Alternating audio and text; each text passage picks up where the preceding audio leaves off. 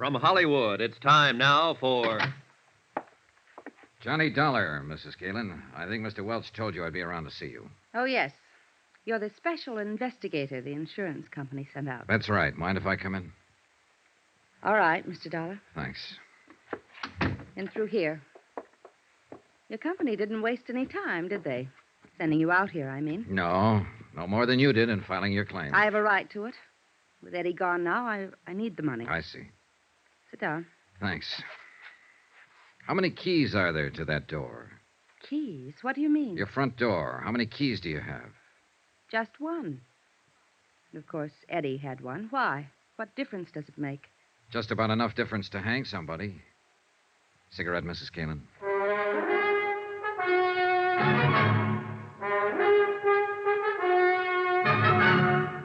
Tonight and every weekday night, Bob Bailey in the transcribed adventures of the man with the action-packed expense account, America's fabulous freelance insurance investigator. Yours truly, Johnny Dollar.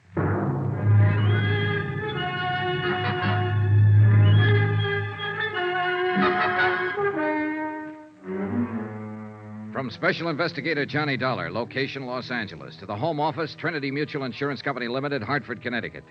Assignment, the Caylin matter. Expense account continued.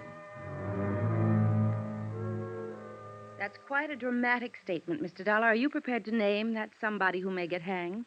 Not at the moment. Could it be that you don't have a name? That's possible, of course. That you're just fishing, so to speak? Bluffing?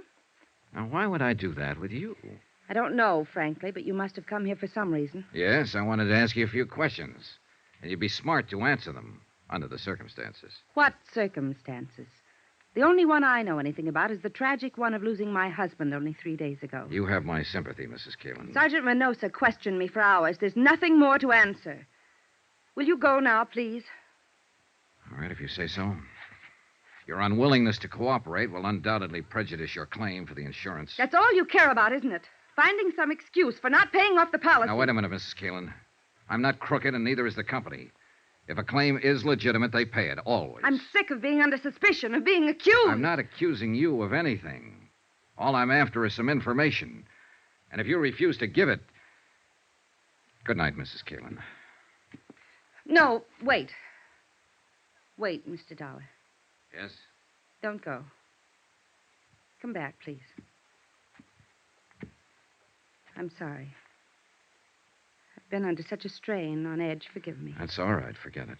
I didn't mean what I said, but I've answered so many questions. And to go through all of it again, well, it seems so pointless. Yes, I understand. But I've found that people say things to me sometimes that they forget to say to the police. They're more relaxed, I guess. Don't feel they're on the spot so much. That's true. But I thought it was just me. No, you're not alone. I remembered something like that after I talked to Sergeant Menosa.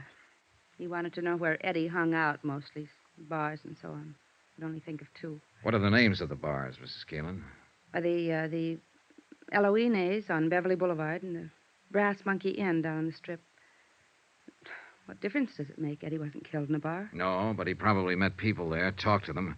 You see, it's a matter now of trying to reconstruct his life, step by step, right up to the moment he died.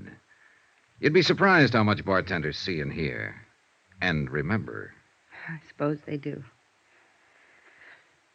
All right, Mr. Dollar. I'll be glad to answer any questions you want to ask. Good. One thing, though. I wasn't expecting visitors, of course, and I wonder if I could have just 5 minutes to change and freshen up a little. Oh, well, that's unnecessary. I won't be here long. But I'd feel better, really. Do you mind? No, of course not. Go ahead. I'll be right back. Pour yourself a drink, Johnny.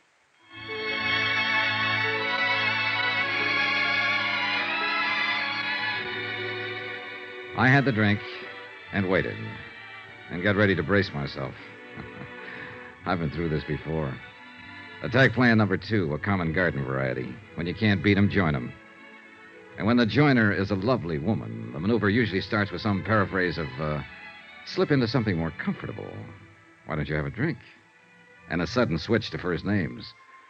And it always ends up with, you and I against the world. And, couldn't you forget just one little mistake? The little mistake being something like arsenic in a husband's coffee. Yeah, an old familiar pattern. And a first resort just as often as a last. She was gone 20 minutes, not 5, but it was time well spent. A carefully casual touch with the hair, makeup skillfully softened, perfume, and one of those frothy nylon jobs designed for that special evening in. Bugle call, charge. Like another drink, Johnny? Thanks. I still have some. I think I could use one. Would you mind? Sure. What do you have? Scotch and soda, please. Thanks for being so patient. I feel better now. More, comfortable, huh? Something like that. Easy on the soda. Right. There you are, Mrs. Caylin. Thanks. Would you do something else for me? Oh, I'd be happy to. But I don't know your first name. Touché. All right. What are your questions? How do you think it happened? I don't know. Not some enemy, because Eddie didn't have any. Just friends. Too many friends. Who are some of them? There's only one who really fits the definition, who's really lasted. His name is Pete Steimer. Pete Steimer. Where can I find him? You can't. Or at least the police haven't been able to. Nobody's seen him since that night. He's had nightclubs off and on, and in between he makes books. What about those other friends, the ones who don't last? They drift in, drift out, depending mostly on whether Eddie had any money at the moment. Of course, there were women. Oh? Showgirls, mostly dancers, strippers, so on. Know any of them? Hardly. Ever hear any of their names? Always made a point not to. Otherwise, I'd have killed him long ago. Did you kill him, Mrs. Caylin? No. Did you love him? That's a good question. I think I'll have to pass it, though. I don't really know. I feel all hollow, smashed up inside over what happened.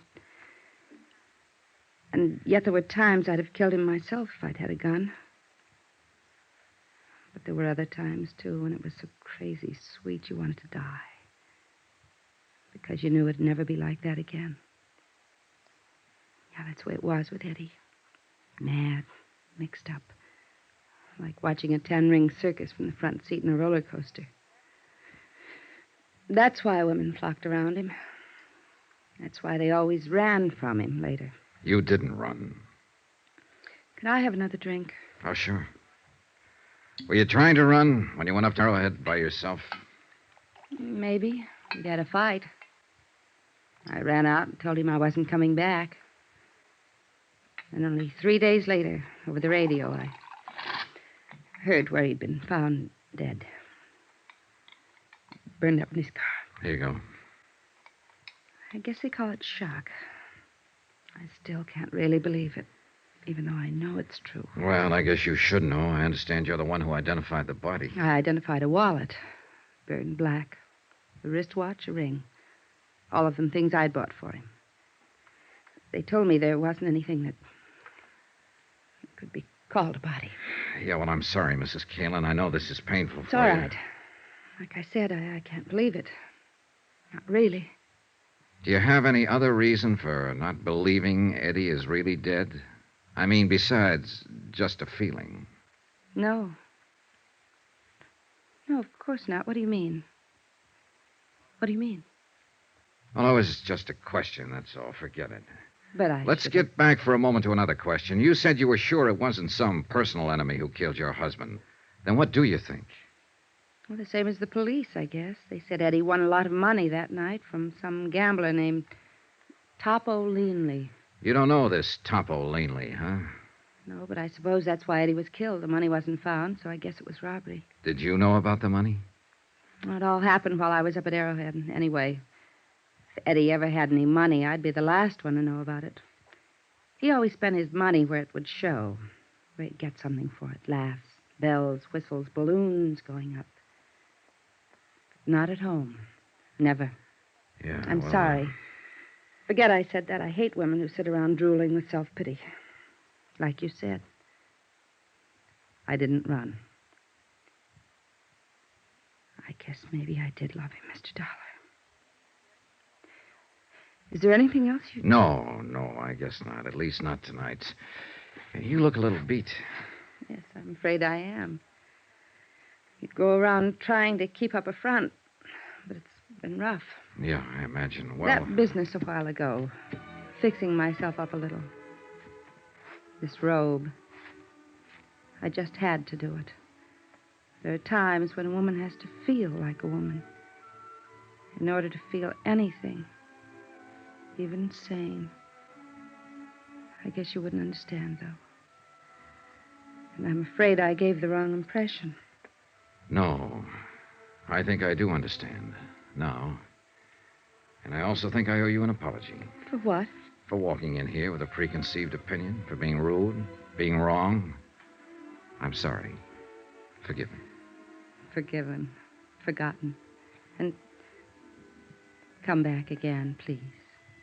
Regardless. I might, on one condition. Yes? Your first name. Would you mind? It's Lila. Thanks, Lila. Good night. Good night. I caught a flash of movement from the corner of my eye and whirled around just in time to see somebody slip off the corner of the terrace and edge into the shadows of the shrubbery. I stepped off the porch and moved toward the dark hedge of banana and scrub palm. I was watching for a sudden attack, but nothing happened. Then I heard a slight sound on the next terrace level up the slope, a rustle of bushes, an accidental scrape of a shoe on the cement walk, and I slipped along the walk. I stopped at the head of the steps and listened. Nothing. The only way out of the patio to reach the street was to come past me. I started searching. But even though I was on guard, when the attack came, it caught me off balance. All I could see was a dark shape and the glint of metal in an upraised fist. I grabbed the arm and twisted and drove my left into his stomach, and again. He rolled to his knees and raised his right hand, and again I saw the glint of metal. I jumped for him, grabbed his hand, twisted it back, and at the same time I swung my foot and kicked him in the jaw. Johnny! Johnny, are you all right? Yeah, I'm all right. Call Sergeant Reynosa, would you, Lila?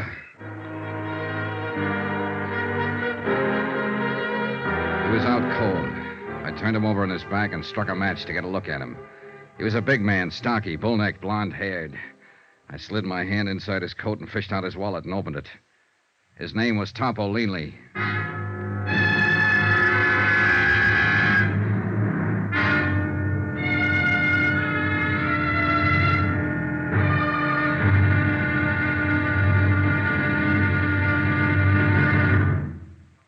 Now, here's our star to tell you about tomorrow's intriguing episode of this week's story. Tomorrow, we meet a Latin doll from Santa Monica, an erudite bartender, and a terpsichorean ecdysiast. And they're all in the cast. Join us, won't you? Yours truly, Johnny Dollar.